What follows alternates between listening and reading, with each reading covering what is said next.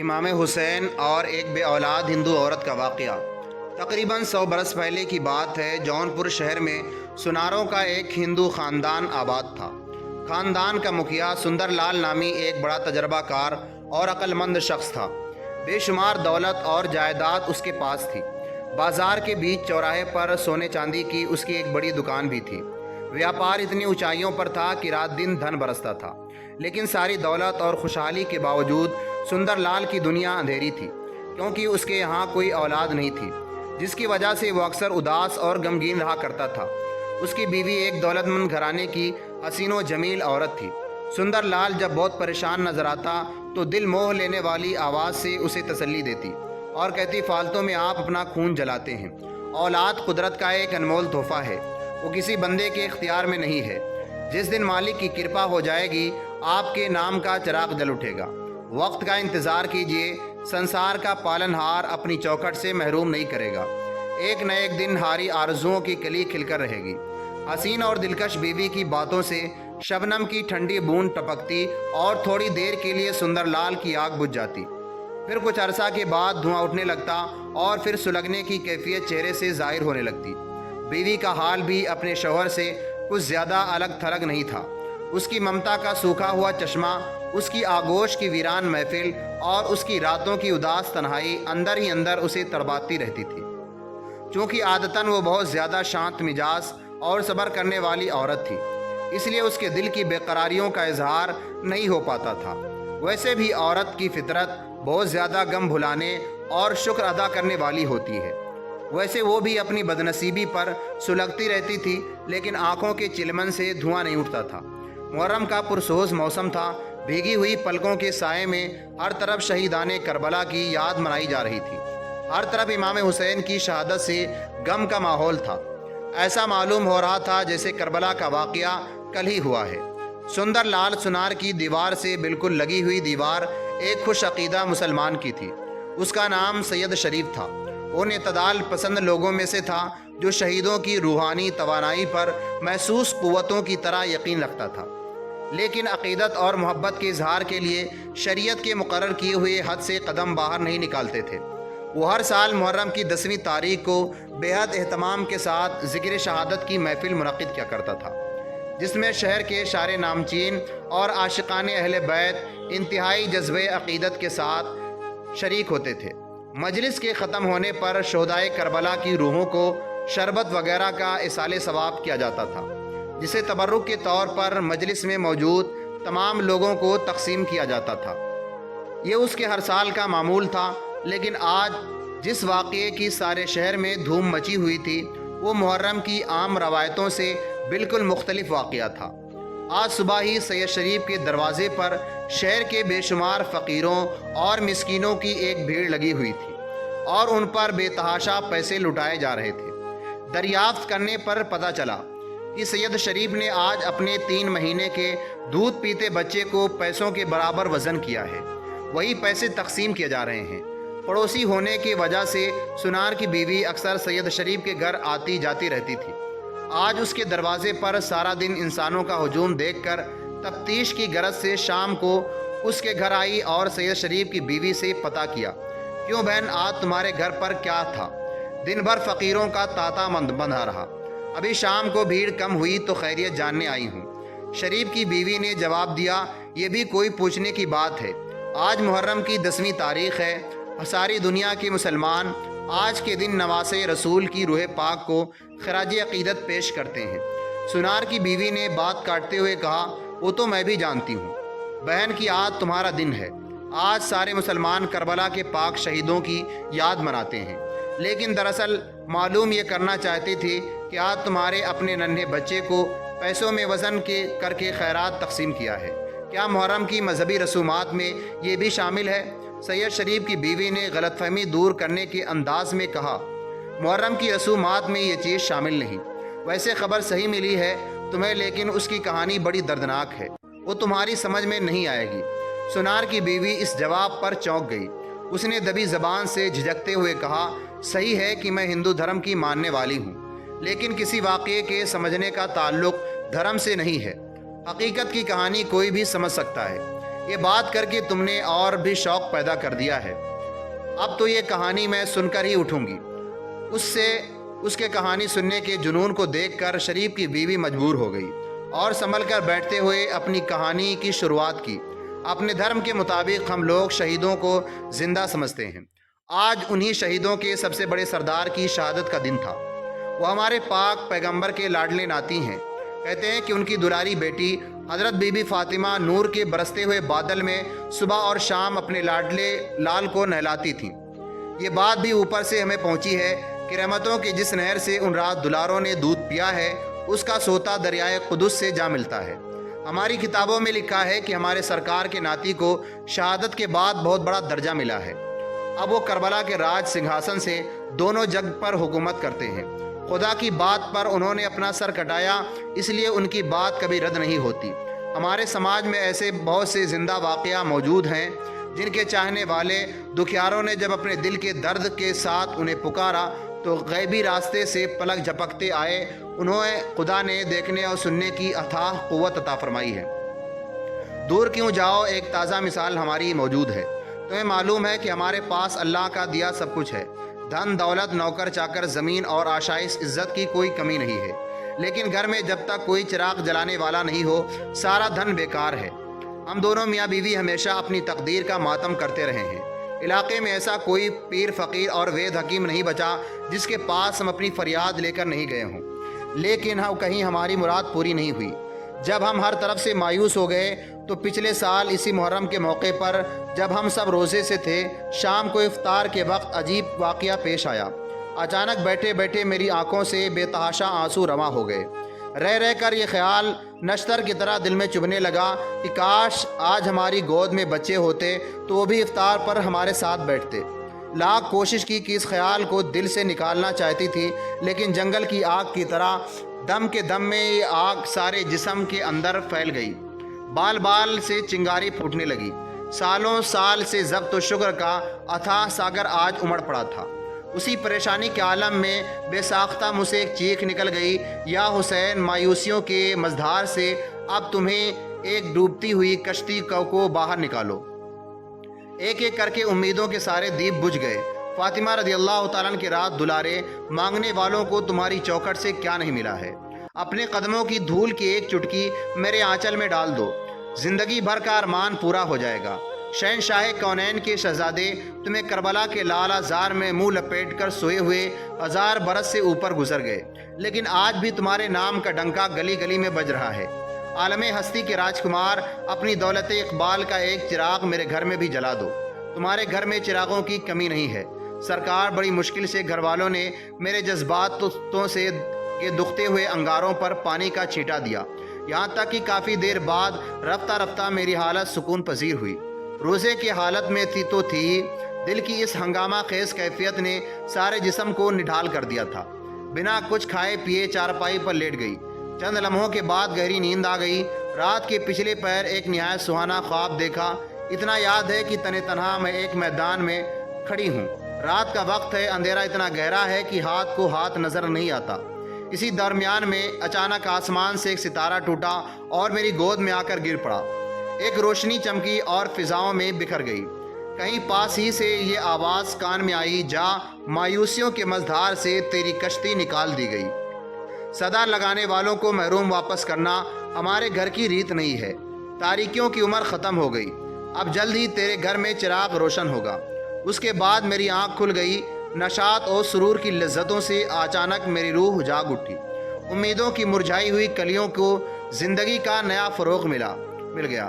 ابھی چند دن بھی گزرنے نہ پائے تھے کہ میرا خواب سچ ہونے لگا، اور ٹھیک 9 مہینے کے بعد ایک دن اس خواب کی تعبیر میری گود میں مچلنے لگی۔ یہ وہی ننھا ہے جسے پیسوں میں وزن کر کے آج سرکار کے نام کی خیرات لٹائی گئی ہے۔ سنار کی بیوی دل کے کانوں سے یہ کہانی سن رہی تھی۔ کہانی کے ختم ہونے پر اس کی آنکھیں بند ہو گئیں۔ چند ہی لمحے کے بعد آنکھیں کھلی تو پلکیں بھیگ گئی تھیں، اور موٹے موٹے آنسو کے 2 قطرے گالوں پر ٹوٹ ٹوٹ کر بہ رہے تھے۔ حیرانی کے عالم میں شریف کی بیوی نے دریافت کیا، ہائے اللہ، تم رونے کیوں لگی؟ کیا تمہیں میری کہانی کے آخری حصے سے دکھ پہنچا؟ بس اتنا پوچھا تھا کہ وہ پھوٹ پڑی اور بے اختیار آنکھوں سے آنسوؤں کا طوفان امڑنے لگا۔ شریف کی بیوی نے جلدی جلدی آنچل کے کونے سے اس کے آنسوؤں کا سیلاب سکھایا اور تسلی دیتے ہوئے رونے کی وجہ دریافت کی۔ کچھ دیر بعد جب اس کی طبیعت سنبھلی تو آنکھیں ڈبڈبائی ہوئی تھیں۔ بھررائی ہوئی آواز میں جواب دیا، بہن تمہیں معلوم ہے کہ ہمارا سینہ بھی اسی نشتر سے گھائل ہے جس نے تمہیں برسوں تڑپایا ہے۔ ہم بھی مایوسیوں کے اتھاہ ساگر میں ڈوب رہے ہیں۔ اب اپنی آرزوؤں کی ویرانی نہیں دیکھی جاتی۔ تمہاری کہانی سن کر اس ارمان میں آنسو نکل آئے کہ بی بی فاطمہ کے راجکمار ایک ہندو عورت کی فریاد کیوں کر سنیں گے۔ کاش میں بھی ان کے گھر کی لونڈیوں کی قطار میں کھڑی ہونے کی قابل ہوتی۔ اتنا کہتے کہتے پھر اس کی پلکوں میں پلکیں نم ہو گئیں اور فتح جذبات سے آواز حلق میں پھنس کے رہ گئی۔ سید شریف کی بیوی نے دلاسا دیتے ہوئے کہا، ایسا مت سوچو، ان کے نانا جان سارے سنسار کے لیے رحمت بن کر آئے ہیں۔ اس گھر کے راجکمار فریادی سننے کے لیے دکھیاروں کا دھرم نہیں دیکھتے۔ جو مصیبت کا مارا بھی ان کی چوکھٹ پر کھڑا ہو جائے وہ خدا کی دی ہوئی شکتی سے اس کی مصیبتوں کی بیڑی ضرور کاٹ دیتے ہیں۔ اچھی طرح یہ بات ذہن نشین کر لو کہ اسلام کا دھرم کارسازی کی رشوتوں سے نہیں پھیلا ہے۔ اس کی سچائی دل کے گوشوں میں خود اپنی جگہ بنا لیتی ہے۔ یہ جواب سن کر امیدوں کی ایک نئی تازگی سے سنار کی بیوی کا چہرہ کھل اٹھا۔ اس نے تنکوں کا سہارا ڈھونڈنے کے طریقوں میں کہا، تو بہن پھر ہمارے لیے بھی کربلا کی راجدھانی تک فریاد پہنچانے کا کوئی راستہ نکالو۔ ہو سکتا ہے ہماری گود کی ویران محفل ان کے قدموں کے پاس جگمگا اٹھے۔ شریف کی بیوی نے مسکراتے ہوئے جواب دیا، کوئی ذریعہ تلاش کرنے کے بجائے خود ہی تم ان کا دھیان کر کے اپنے ٹوٹے ہوئے دل کی زبان میں ان سے فریاد کرو۔ تمہاری پکار ان کی چوکھٹ پر ضرور پہنچ جائے گی۔ اس طرح کے معاملے میں اصلی چیز دل کا یقین ہے، اور بہتر ہوگا کہ کربلا کی راجدھانی تک اپنا پیغام بھیجنے سے پہلے ان کے نام پر فاتحہ کیے ہوئے شربت کے چند گھونٹ پی لو۔ میرے خیال میں اس کی برکت تمہارے دل کی آواز میں ضرور شامل ہوگی۔ سنار کی بیوی نے نہایت عقیدت کے ساتھ شربت کے چند گھونٹ پی کر کربلا کی طرف منہ کیا اور دل میں شہزادے کونین کی سرکار میں اپنا فریاد پیش کر دیا۔ دل کا یقین بھی غمزدوں کا کیسا خیر اندیش ساتھی ہے، اس کا اندازہ لگانا ہو تو تاریخ عالم کا مطالعہ کیجیے۔ زندگی کی ایسی بے شمار مہم آپ کو ملے گی جو صرف یقین کے بل پر سر ہوتی ہے۔ مثال کے طور پر اسی سنار کی بیوی کا واقعہ لے لیجیے۔ جب یہ اٹھ کر اپنے گھر واپس گئی تو اسے نامعلوم طور پر یقین ہو گیا تھا کہ کربلا کی راجدھانی میں پیش کی گئی فریاد رائیگاں نہیں جائے گی۔ دوسرے دن اس نے اپنے شوہر سے جب اس کا تذکرہ کیا تو وہ صرف اپنی لاڈلی بیوی کا دل رکھنے کی خاطر اس کی خوشی میں شامل ہو گیا۔ اسے تنہا قطعی یقین نہیں آیا کہ صرف اس خیالی بنیاد پر نامردیوں کا وہ طلسم ٹوٹ جائے گا جسے توڑنے کے لیے عمر بھر کی جد و جہد بھی بیکار ثابت ہوئی۔ اس کا ذہن کسی طرح اسے قبول نہیں کر رہا تھا کہ سید شریف کے یہاں جو بچہ پیدا ہوا ہے اس کے پیچھے کسی کا روحانی تصرف کار فرما ہے۔ اس کا خیال تھا کہ ہر چیز کے ظہور کا ایک وقت معین ہوتا ہے، جب اس کا وقت آ جاتا ہے تو چیز خود بخود ظاہر ہو جاتی ہے۔ عالم ہستی کا ایک کارخانہ ہمیشہ سے اسی ڈھنگ پر چل رہا ہے اور چلتا رہے گا۔ بیوی کی زبان سے سارا قصہ سن کر بھی اس کی مایوسی اپنی جگہ بدستور قائم رہی، لیکن پتنی کے دل کی حالت بالکل الگ تھی۔ وہ ہر وقت اس یقین کے اجالے میں رہتی کہ شریف کی بیوی کی کہانی کبھی غلط نہیں ہو سکتی۔ اگر اس کی اجڑی ہوئی گود کی آبادی میں کربلا کے روحانی فیضان کا دخل نہیں ہوتا تو کیا اسے ہزاروں روپے کاٹ رہے تھے جو اس نے خراج عقیدت کے طور پر فقیروں میں لٹائے تھے۔ امید اور خوش عقیدگی کے اس ہجوم میں اس کی زندگی کا کارواں آگے بڑھتا رہا۔ کئی مہینے گزرنے کے بعد ایک دن اس کے شوہر نے اسے ایسا سخت طعنہ دیا کہ اس کے یقین کا آبگینہ گھائل ہو کر رہ گیا۔ اس دن سے وہ بہت اداس رہنے لگی۔ شاخ سے ٹوٹ جانے والے پتے کی طرح اس کے چہرے کی تمام رونقیں اڑ گئیں۔ اب شریف کی بیوی سے ملنا جلنا بھی اس سے کم کر دیا۔ اپنی دور اندیشی پر دل ہی دل میں اسے شرمندگی کا احساس بڑھنے لگا۔ اب پھر اس کی امیدوں کی دنیا تاریک ہو گئی۔ دل کی حالت پھر اسی مقام پر پلٹ آئی جہاں سے 10ویں محرم کو اپنے سفر کا آغاز کیا تھا۔ انہی پریشانیوں اور پرسوس مرحلے سے وہ گزر رہی تھی کہ اچانک ایک دن اسے ایسا محسوس ہوا کہ کسی مرکزی تمنا کی وہ حامل ہو گئی ہے، لیکن پھر اسے خیال کیا کہ ہو سکتا ہے احساس کے لاشعوری کی کوئی بناوٹی کیفیت ہو۔ بات ابھی چونکہ وہم کے درجے میں تھی اس لیے اس نے اس کا اظہار کسی پر نہیں کیا، لیکن دوسرے مہینے میں جب یقین کے آثار پوری طرح نمایاں ہو گئے تب اس کی خوشی کی کوئی انتہا نہیں رہی اور اسے یقین ہو گیا کہ ہماری کوکھ میں بچہ پل رہا ہے۔ جب اس نے اپنے شوہر کو اس کی خبر دی تو فرط حیرت سے اس کا منہ کھلا رہ گیا۔ بے خودی کی حالت میں وہ پاگلوں کی طرح ناچنے لگا۔ اسی والہانہ کیفیت میں اس نے دریافت کیا، میرے سر کی قسم کھا کر کہو تم غلط نہیں بول رہی ہو۔ بیوی نے سنجیدہ ہو کر جواب دیا، غلط اس جگہ بولا جاتا ہے جہاں غلطی چھپائی جا سکتی ہے۔ یقین کرو یہ بالکل سچ ہے، میں نے تمہیں جھوٹی خبر نہیں دی ہے۔ ویسے آج نہیں تو کل میرا سچ اور جھوٹ ظاہر ہو ہی جائے گا، وقت کا انتظار کرو۔ شہر کی سب سے مشہور ڈاکٹر نے بھی جب اس کی پشٹی کر دی کہ تمہاری بیوی گربھوتی ہے تو شوہر کی خوشیوں کا عالم قابو سے باہر ہو گیا۔ شرم سے وہ اپنا منہ پیٹنے لگا۔ کربلا والے شہید، میری غلطی معاف کر دو، میں نے تمہاری روحانی شکتی کا غلط اندازہ لگایا تھا، اپنی لا علمی سے میں نے تمہارے ادھیکار کا اپمان کیا ہے۔ دیالو مہاراج، میں اپرادھی ہوں، اپنی کرپا سے مجھے چھما کر دو۔ اسی دن شام کو ایک عرصے کے بعد سنار کی بیوی سید شریف کے گھر آئی اور ان کی بیوی سے سارا ماجرا سنایا۔ یہ خبر سن کر خوشی سے اس کی آنکھوں میں آنسو اٹھائے۔ اسے سب سے زیادہ خوشی اس بات کی ہوئی کہ اسے اپنے عقیدے کی صحیح ہونے کا دوسرا تجربہ حاصل ہوا۔ اس نے مسکراہٹوں پر جگمگاہٹ میں سنار کی بیوی کو مبارکباد دیتے ہوئے کہا، دل کا یقین اپنا اثر لائے بنا نہیں رہتا۔ یاد کرو میں نے تم سے اسی دن کہہ دیا تھا کہ مشکل کشائی کے لیے وہاں دھرم نہیں دیکھا جاتا، فریادی کا دل اور اخلاص دیکھتے ہیں۔ دعا ہے کہ خدائے کریم خیر اور سلامتی کے ساتھ اس بچے کی پیدائش ہو۔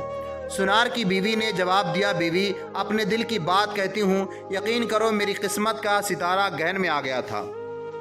وہ تو خیریت ہوئی کہ جس سرکار سے میں نے ونتی کی تھی انہوں نے ترنت مجھے سنبھال لیا، ورنہ میرے دل کا وشواس اٹھتا جا رہا تھا۔ آج میں سوچتی ہوں تو شرم سے پانی پانی ہو جاتی ہوں۔ کبھی کبھی تو ایسی ہوک اٹھتی ہے کہ کربلا کی اس زمین پر ان کا راج سنگھاسن ہے رکھا ہوا ہے، اسے آنکھوں سے لگا کر خوب پھوٹ پھوٹ کر روؤں۔ بہن آج میں نے مان لیا کہ سارے جگت میں اسلام کی روحانی شکتی کا کوئی جواب نہیں۔ ویسے پوچھو تو ماننے کے قابل ہی دھرم ہے، جس پر چل کر آدمی ایسا امر ہو جاتا ہے کہ مرنے کے بعد بھی اس کی روح کے گیان کا سوتا نہیں سوکھتا۔ خیر سے دن گزر گئے تو میں بھی فاطمہ کے راجکمار کے نام پر فقیروں کو خیرات لٹاؤں گی۔ اس دن سارے شہر کو پتہ چلے گا کہ میرے دل کے اندھے وشواس میں کیا جادو ہوا تھا۔ اب سنسار میں میرا کچھ نہیں، جو کچھ ہے انہی کے چرنوں میں تج دیا۔ آج صبح ہی سنار کے گھر پر شہنائی بج رہی تھی، اندر سے لے کر باہر تک سارا ماحول خوشی کی لہروں میں ڈوبا ہوا تھا۔ دور دور سے رشتہ داروں کی سواریاں اتر رہی تھیں، دوسری طرف شہر کے سارے فقیر ہجوم لگائے کھڑے تھے۔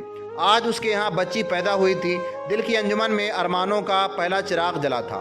ممتا کی ویران محفل آج پہلی بار آباد ہوئی تھی۔ فقیروں کو خیرات لٹاتے ہوئے مارے خوشی کے سنار کی آنکھیں ڈبڈبا جاتی تھیں۔ وہ بے خودی کی حالت میں زور زور سے چلا رہا تھا، شہید کربلا کا اقبال سلامت رہے، آج ان کی کرپا سے ہمارا گھر جگمگا رہا ہے۔ ایک ایسی مری ہوئی حسرت جی اٹھی ہے جس کے لیے سارے جہاں کی خاک چھان کر ہم مایوسی کیا تھا ساگر میں ڈوب گئے تھے۔ فقیر اپنی جھولیاں بھر کر دعائیں دیتے ہوئے واپس چلے گئے۔ ایک دو دن کے بعد باہر سے آئے ہوئے مہمانوں کی بھی بھیڑ چھٹ گئی۔ بہت سے مہمانوں کو سنار اور اس کی بیوی کا یہ انداز پسند نہیں آیا کہ وہ ہندو دھرم رکھ کر مسلمانوں کے پیر پیغمبر کا گنگان گا رہے ہیں، اور کچھ عورتوں سے سنار کی بیوی سے جھگڑا بھی کیا، لیکن اس نے ان کے روٹھنے کی کچھ پرواہ نہیں کی۔ چھٹی بارہی کی رسم سے فراغت کے بعد اب لاڈلی بچی کی پرورش اور پرداخت کا اہتمام شروع ہوا۔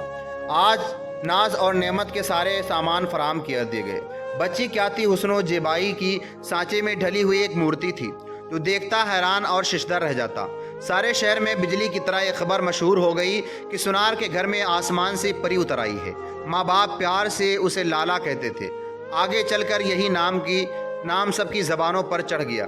اس کہانی کا دوسرا پارٹ انشاءاللہ کل اپلوڈ کروں گا، جس میں اس لڑکی کو گنڈے اٹھا کے لے جاتے ہیں اور امام حسین کیسے اس کی مدد کرتے ہیں بیان کروں گا۔ آپ کو کہانی کیسی لگی کمنٹ کر کے ضرور بتائیں اور ہمارے چینل کو سبسکرائب کریں۔ اللہ حافظ۔